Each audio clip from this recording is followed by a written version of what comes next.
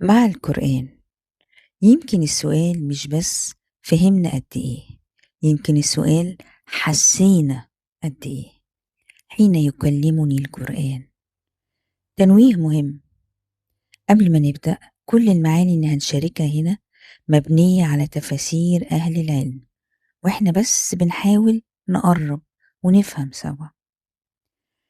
يمكن البودكاست ده مش عشان يشرح ولا عشان يدي إجابات جاهزة، هو بس مساحة هادية نحاول فيها نقرب من القرآن بشكل بسيط، نقف عند آية ونحاول نفهمها ونحسها. مش لازم كل حاجة تبقى واضحة ولا كاملة، بس يمكن مع الوقت قلبنا يهدى شوية ونبدأ نسمع كلام ربنا لينا إحنا. في أوقات كتير بمسك المصحف وأبدأ أقرأ، لكن جوايا سؤال بيجي: ليه مش بحس؟ مش كل مرة، بس في مرات كتير أقرأ وأخلص وكأني مفيش حاجة حصلت، مع إني مؤمنة إن ده كلام ربنا وإن المفروض يكون ليه أثر. يمكن السؤال ده جه في بالك قبل كده، أو يمكن حسيتيه بس ما قلتهوش. يمكن المشكلة مش إننا مش بنفهم، لأ، يمكن إحنا مش بندي نفسنا فرصة نحس. بنقرا بسرعة عشان نخلص، مش عشان نسمع.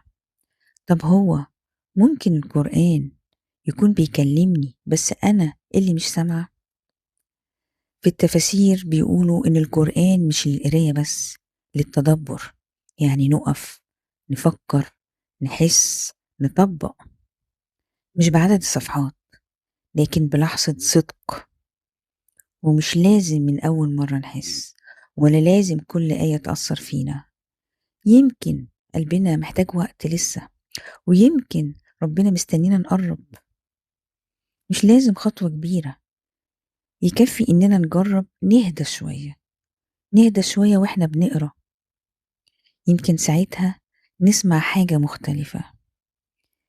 يمكن دي تكون أول خطوة، ومش لازم تبقى كبيرة ولا كاملة، يكفي إننا بدأنا. ومستنياكي نرجع نقرب تاني الحلقة الجاية حين يكلمني القرآن.